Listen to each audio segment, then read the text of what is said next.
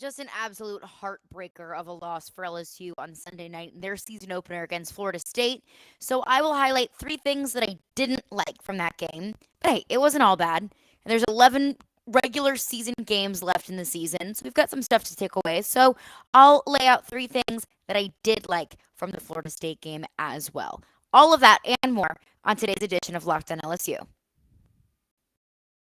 You are Locked On LSU, your daily podcast on the LSU Tigers. Part of the Locked On Podcast Network. Your team every day.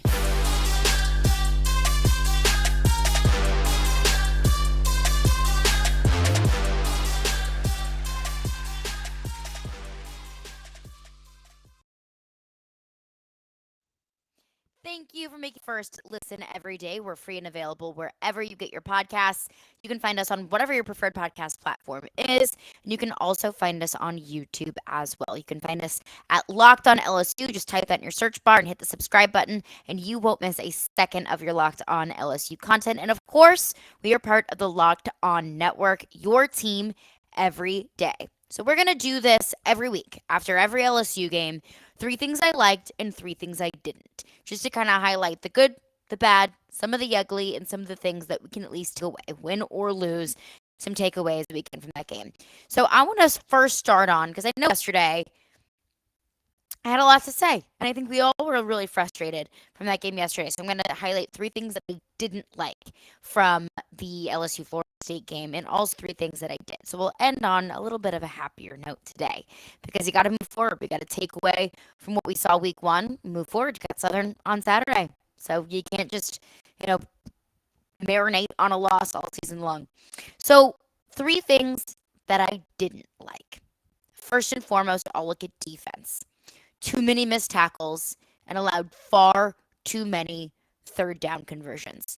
Just looking at the third down conversions, in and of itself, because that was what I noticed very, very, very early on, was why is Florida State being able to extend these plays? Why is Florida State being able to move down the field so easily? And it's because LSU played solid first down, second down, and on third down, they allowed Jordan Travis or whoever it might be to extend those plays and get a first down and move down the field with relative ease for a majority of the game. I mean, Florida State converted 11 of 17 third downs, 5 of 8 of those were in the second half, and Jordan Travis also had a touchdown on a third down as well. That can't happen. That cannot happen.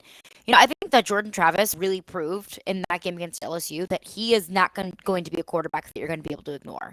That Mike Norvell's offense has really settled in at Florida State, and his players are starting to buy into this offensive scheme. So I think that we're going to start to see, just how good Florida State's offense can be when we see them play against, the Miamis, the NC States, the Clemsons of the ACC. But where it stands right now, LSU's going to see a lot better offenses than they did against Florida State. I mean, you got a Heisman returner in Bryce Young. You've got Anthony Richardson, who looked like a Heisman contender in their first game against Utah. We'll also break down Anthony Richardson and the rest of the SEC later on this week. And you got Hendon Hooker, who's also another Heisman hopeful. This offense that can put up 500 yards a game and 60 points a game.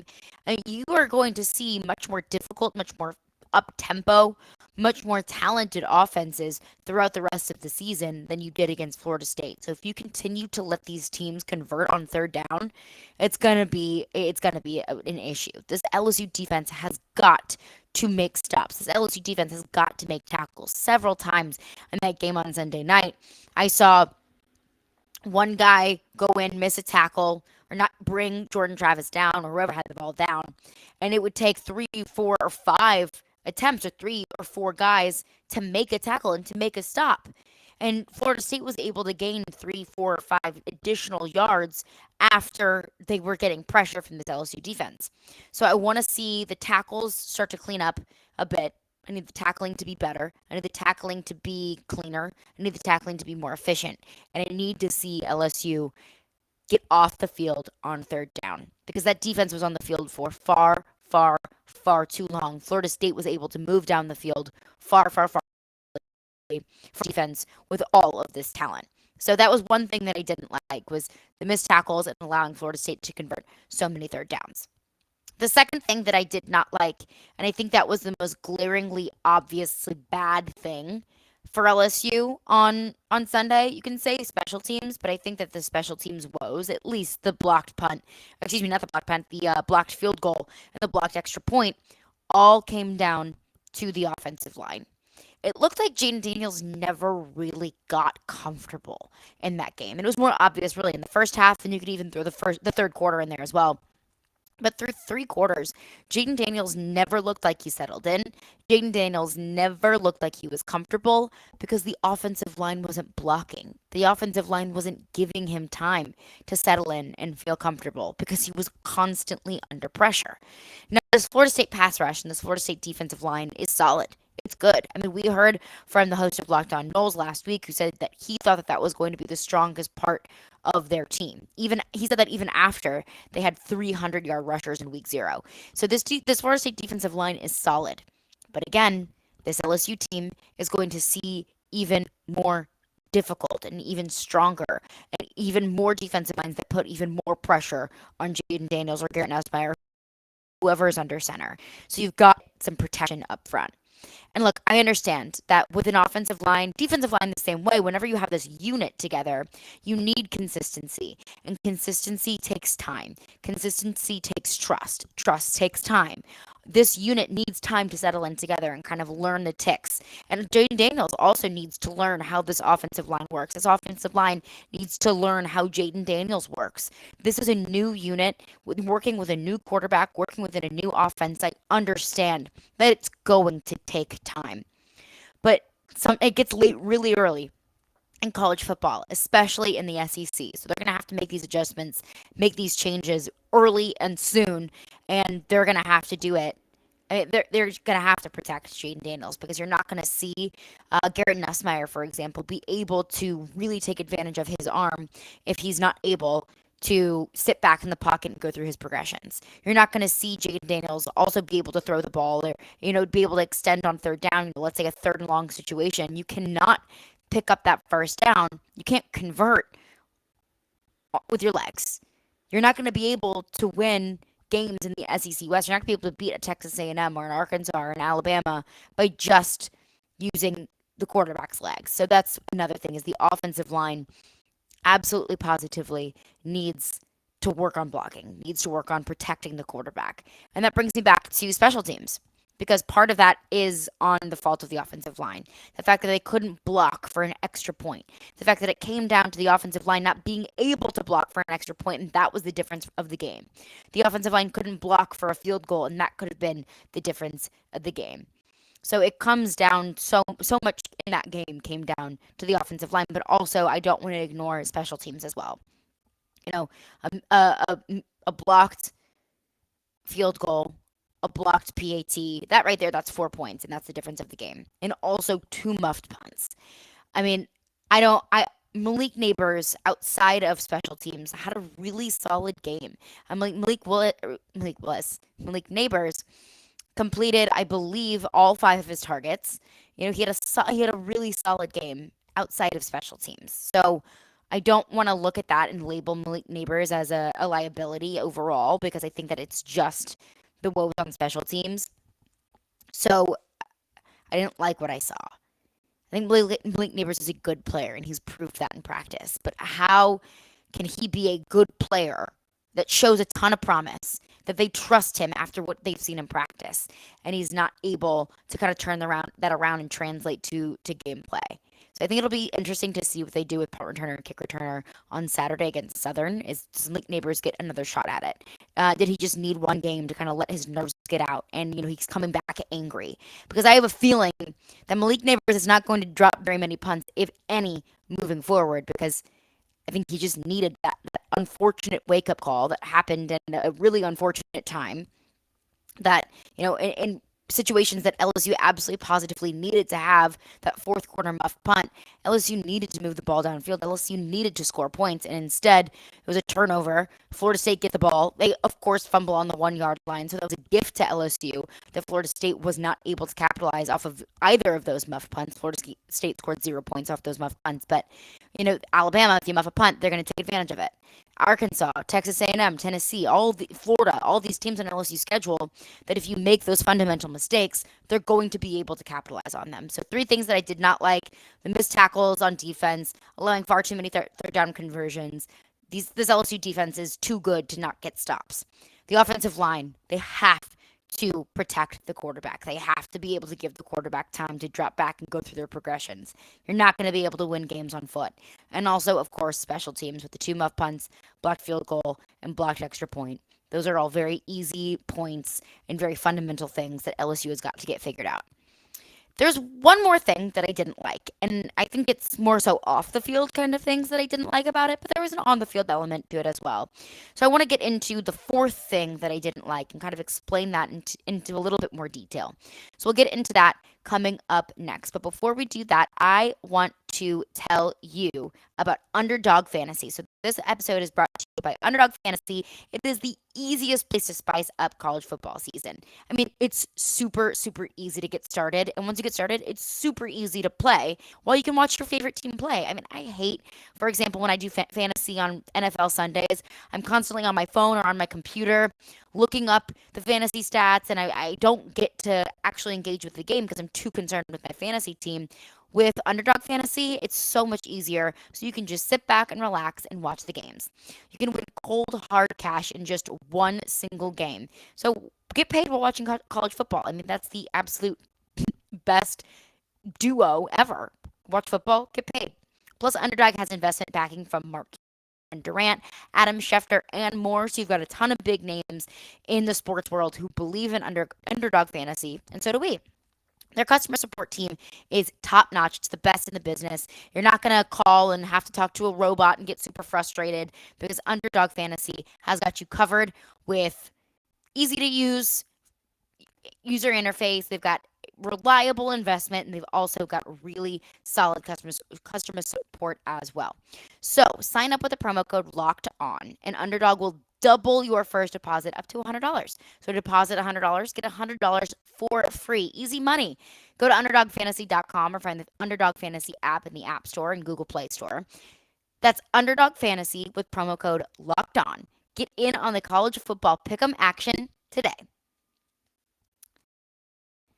Well, thanks on LSU, your first listen every day. We're free and available wherever you get your podcasts. Find us on Apple Music, Amazon Music, Spotify. You can also find us on YouTube as well. So hit that little subscribe button at the top of the YouTube page at Locked On LSU, and you won't miss a second of your Locked On LSU content. And I will have full game breakdowns every week, full game previews every week, and also my picks around the SEC as well. But I'm going to do this every week, 3 things I didn't like and 3 things that I do like. But there was one thing that I didn't like from Sunday. It kind of carried in through the rest of the week until today that I wanted to address. And that thing is not just the on-field play, but also the ensuing drama on social media for Kayshon Boutte. So I want to just look at the on-the-field aspect. Kayshon Boutte did not have a good game on Sunday. And I don't think that's necessarily a hot take to say that. He was 2 of 6. He had 20 yards. Of course, later in the game, in that key drive at the end of the fourth quarter to ultimately score to, make it 24-23 to cut that Florida State's lead, he had a big first down catch from Jaden Daniels. And that's big. That's huge. He needed that. But Kayshon Boutte didn't have his first catch until late into the third quarter.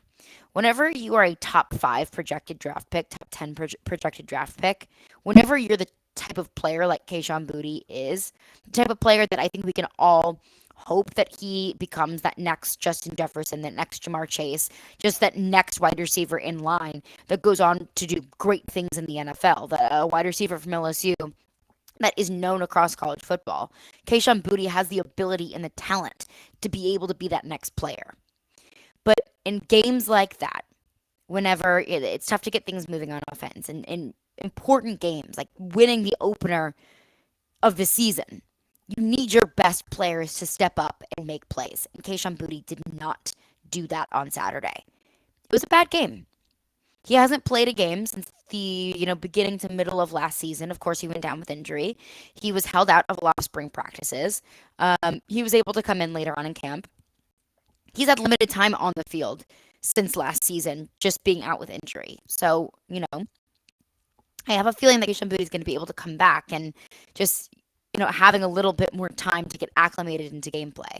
I don't doubt that Kayshon Boutte is going to be able to come back and be a huge contributor for this offense. I mean, for example, this is Jaden Daniels after the game on Sunday night about Kayshon Boutte and kind of why he wasn't able to produce probably as much as we and the coaching staff expected as well. He's going to bounce back. They didn't give him number 7 for no reason. Everybody knows what he could do. Everybody over here knows what he could do. Everybody in the world knows what he could do. So he's going to bounce back. We'll have that talk. Like I said, I'm here for him. They're there for me. So when they're at the lowest, I got to bring them back up. That one pass, he just wasn't looking for it, or y'all miscommunicated around the goal line and kind of buzzed by his head in the first half? I know what you're talking about. It's just he was seeing something different than I was seeing. So, it's a little miscommunication thing, but we'll get that cleaned up. So, like Jaden Daniels said, that one pass that was near the goal line, and Jaden Daniels threw a pass in traffic, and Kayshon Boutte had 2 Florida State defenders on him, and his eyes were down looking at the field and not up, so he missed that catch. And that would have been a very key catch, and that could have changed the entire rest of the game if Kayshon Boutte is able to catch that pass and not just run it in for a touchdown, or maybe even just get it to a goal line and set up LSU to score. That could have changed the game. But I think Jaden Daniels understands that, hey, he's going to be able to take a step forward later on in the season. He said that. And I think another thing is, Jaden Daniels said, I know what he can do. The world knows what he can do.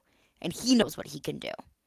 So I understand Kayshon Boutte's frustration. I absolutely do. I understand his frustration for, he's targeted 6 times. And it's probably not as much as he expected for the first game. It's not what he expected for the season. I understand his frustration with that.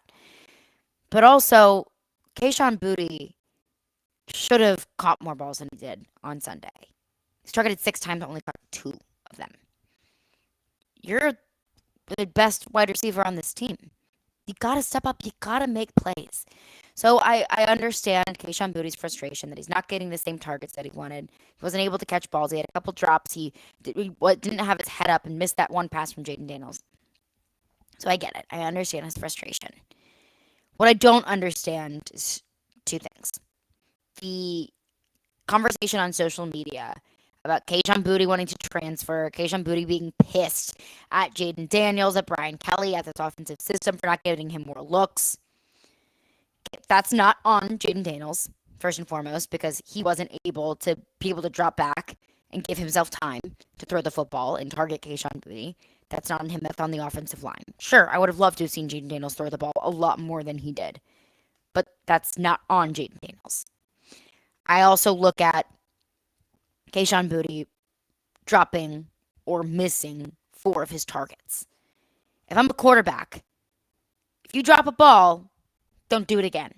If you do it again, if you continue to drop passes, if you're not able to be there when I'm throwing in good balls and tight coverage, then I don't want to target you anymore. And I think that Jaden Daniels and Kayshon Boutte really have a tight and solid relationship. I mean, we saw them talking on the sidelines, looked like a little, a spirited conversation. But I think that they have a tight relationship. I mean, Jaden Daniels even called Kayshon Boutte his brother. He said, that's my guy. I don't doubt that. I think they've built a lot of chemistry in this offseason. So I don't understand all of this talk about Kayshon Boutte's going to transfer. Kayshon Boutte hates Brian Kelly, hates Jaden Daniels, hates this offensive system. He's pissed that he's not getting more looks.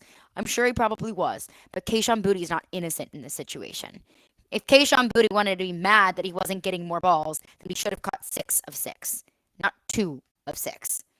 I mean, Trey Jenkins did his job. He caught all 5 of the passes that he was targeted for.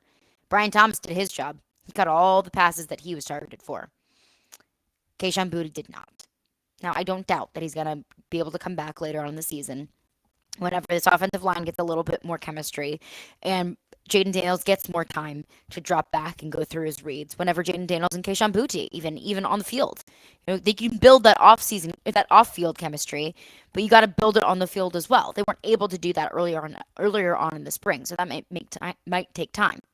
Kayshon Boutte is not lacking talent. You don't just lose talent over the course of a year. He's not going to transfer. He was part of the problem on Sunday night. And also, you can't even transfer right now. That's a new NCAA rule. You have a period in May, and you have a period after the championship season. So if he wants to transfer, it's not going to happen now. And I don't think that it's going to happen at all. I mean, this team respects Kayshon Boutte and his ability. Like Jaden Daniels said, you don't get number 7 for a reason. I've also heard this narrative that Kayshon Boutte only came back to LSU because of the money that he was getting from Gordon McKernan. So now he's just kind of sitting back and collecting his NIL check. Please stop that. Kayshon Boutte is not going to just sit back and enjoy the money he's making in NIL. 1, because that's not the kind of player he is. That's not the kind of competitor he is. You don't just sit back and enjoy a check. 2, I think Kayshon Boutte understands that he can get his NIL money times 50 in the NFL. But you don't get that kind of money in the NFL if you're not an absolute dog, and if you don't show and prove that you want it, and if you don't produce on the field. So, no, chill out with this narrative that Kayshon Boutte is sitting back and enjoying his Gordon McKernan check. I understand that he wanted to explore the transfer portal last year. I don't blame him. That program was in disarray. There were a lot of pieces up in the air. I don't blame him for wanting to explore other options. But I don't doubt for 1 second that when he came to LSU that he is fully committed to LSU. I don't doubt for a single second that he's still the kind of player he was last year. He just had a bad game. So that's another thing I didn't like, was all the talk on social media about Kayshon Boutte transferring. But I'm going to turn to Kayshon Boutte for another thing that I didn't like after Sunday. Please, with the social media scrubbing. It's such diva-like and baby-like behavior. Kyler Murray did it when he wanted a new contract from the Arizona Cardinals. Just such baby-like behavior. And I don't know what message it's trying to prove. I don't know if it's a message of, I'm mad at LSU, I'm mad at Ryan Kelly, I'm unhappy here. I don't know if it's a message of, I'm just staying off social media. After getting embarrassed week 1, we're going to put our heads down and we're going to work. And we're not even going to worry about social media. I don't know what kind of message it sends. I just hate this digital social media age that we live in, and that players make a statement via social media by deleting all of their pictures and unfollowing LSU football on Instagram. I hate that it becomes one of the bigger stories after the game was Kayshon Boutte scrubbing his Instagram account of all things LSU. I hate that. I understand it's the world that we live in, and I understand that there's a trickle-down effect from the NFL to the college game. NFL players do it, so college players are going to do it. I don't think it's going anywhere. I'm just so sick and tired of the social media scrubbing and drama. Just spare me. Kayshon Boutte's not going anywhere. And I think that you're going to see a big step up from him, not just in week 2, but throughout the rest of the season as well. Because the ability and the talent is there. But coming up next, let's end on a good note, because I am happy today, and I want to talk about happy things. So 3 things that I did like. We'll get into that coming up next. So 3 things from the LSU-Florida State game that I did like, because although it was a heartbreaker, although it was a bad loss, although it was just a lot of bad on Sunday, there was also a good bit of good as well. First thing that I want to highlight, since we were just talking about Kayshon Boutte and the wide receiver core, 3 things that I did like from these pass catchers. I look at Jere Jenkins, Brian Thomas, and Mason Taylor. Those 3 guys did their jobs, and they showed up when it was absolutely positively needed. They showed up in clutch time. Jere Jenkins led the team in receiving yards with 46 receiving yards, caught all 5 of his targets, so went 5 for 5 on the night, and had 2 touchdowns as well. So and he also had that last touchdown, that 2-yard pass from Jaden Daniels to cut Florida State's lead 24-23. That last second touchdown, that was an absolute must-have touchdown. Jere Jenkins had a great night on Sunday night, and I'm excited to see what he continues to do. I also think it shows that if Kayshon Boutte's not able to catch passes, well, you got another, entire roster to throw to. So it's not just a one-man show. It's not just the Kayshon Boutte show. It's the Dre Jenkins show. And it's also the Brian Thomas show because he had a great game as well. He had 2 really clutch receptions in that final drive. One for a first down, one for not for a first down, but he was able to be there and be a reliable target for Jaden Daniels to move the ball downfield. So he was just behind Dre Jenkins with 44 yards receiving, and he was 5 of 5 on the night as well. So good job, Brian Thomas, for being a reliable receiver there. And then also Mason Taylor, the freshman tight end. We've heard a lot of Mason Taylor coming out of fall camp. They love Mason Taylor. Brian Kelly loves Mason Taylor. And I think it showed on Sunday night too. He went 5 of 6 with 42 yards and a touchdown. He also had that massive catch to set up that final touchdown in that final second where all the the miscommunication and all the questions were coming from. Was he out of bounds? Was he in bounds? Do you stop the clock? That was Mason Taylor. And he also was kind of a yak king on Sunday. Just looking at that last reception, I mean, Jaden Daniels threw it to him kind of in midfield, and Mason Taylor was able to run it in and get it close to the goal line to be able to set up that final touchdown. So that was all good, especially from a true freshman, I think is good. And especially, too, with this offensive line not great in pass pro. Mason Taylor is going to be a great go-to guy for Jaden Daniels, kind of in those short yardage situations and kind of dink and dunk the ball down the field. So not those long balls, not those, those 40, 50-yard passes, but you could have, a gain of 3, a gain of 5, a gain of 6, and Mason Taylor can be your go-to guy there. So those 3 guys in the passing game, I think were great, and I'm excited to see what they do moving forward. Another thing on the offense that I did like was that turnaround in the fourth quarter. One thing that I really looked at that I thought was interesting that may have gone a little bit under the radar. After that second muffed punt in the fourth quarter, of course, Neighbors muffed 2 of them, dropped 2 of those punts. The first play after Florida State fumbled the ball, LSU recovered, Jaden Daniels targeted Malik Neighbors, and Malik Neighbors was able to pull out the reception. He caught all of his targets on Sunday. So, special teams aside, as a wide receiver, he had a good day. But that, to me, shows trust and belief in Malik Neighbors. To me, Jaden Daniels targeting Malik Neighbors, just that last play after they recovered the fumble, shows me that was basically Jaden Daniels' way of saying, hey, look, just forget about it. It's in the past. We have the ball back now. It doesn't matter what happened 90 seconds ago. Doesn't matter. We got the ball back now, and I trust you, and I believe in you. Even though you dropped those 2 balls, even though you dropped those 2 punts, I still believe in what we did in training camp. I believe in what we did in practice, and I trust you. And I think that was a big statement from Jaden Daniels, and also Malik Neighbors being able to come back with the catch, I think was big. That he had short-term memory. Say, hey, it's behind me. It's in the past. It happened, and it was bad, and I let my team down, but I'm not going to continue to let my team down. So that was a good little turnaround from Malik Neighbors and a great message, I think, from Jaden Daniels. The turnaround, I think, also I look at the switching to up-tempo because all game long, really for three quarters, this LSU offense just looked lethargic. They weren't able to get into a rhythm. They were really slow.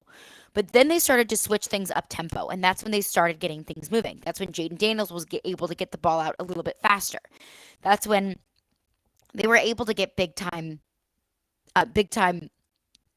downs when they needed it most. So I think that was good. That switch to up tempo. I think you're going to start to see that sooner in a game, and they're going to start to practice that a little bit more. Is they were most effective when they went up tempo.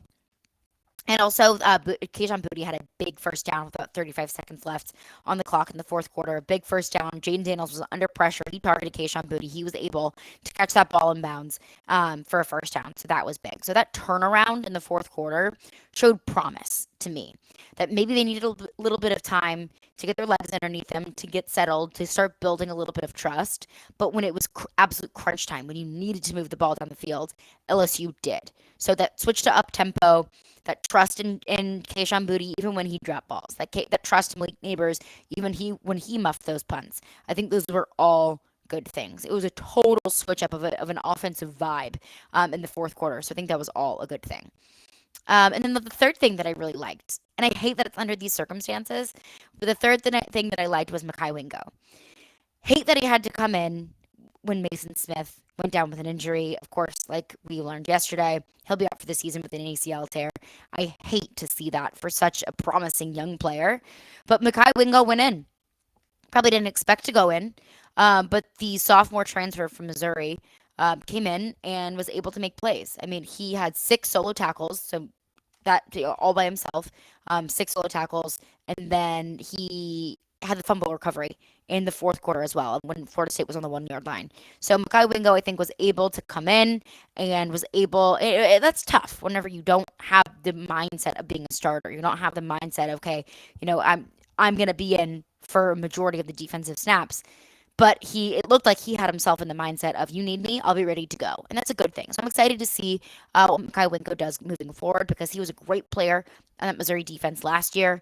And he's got some big shoes to fill, filling in that spot with Mason Smith going down with an injury. But 3 things that I did like: this trio of pass catchers, Trey Jenkins, Brian Thomas, and Mason Taylor. Malik Neighbors, too many M names, also had a good day as a pass catcher. The turnaround in the fourth quarter, offensive turnaround to be able to move the ball all the way down the field, move the ball most effectively and efficiently in the fourth quarter. And also Mekhi Wingo stepping up when this team needed him. And he did it. He did it well. So that's going to do it for me today. Thank you for making Locked On LSU your first listen every day. We're free and available wherever you get your podcasts. So coming up tomorrow, I will do a little bit of a look around the SEC, kind of my takeaways from the full weekend of the SEC, and also Brian Kelly spoke in the media today, so we'll break down what he had to say. That's all coming up tomorrow. But make your second listen the Ultimate Pro Football Preview 2022. It's an 8-episode extravaganza to get you ready for the NFL season. The local team experts at the Locked On Podcast Network, plus a betting angle from Lee Sterling of Locked On Bets. He's wonderful. It'll all combine into one ultimate NFL preview. Search for Ultimate Pro Football Preview 2022 on your Odyssey app, YouTube, or wherever you get your podcasts.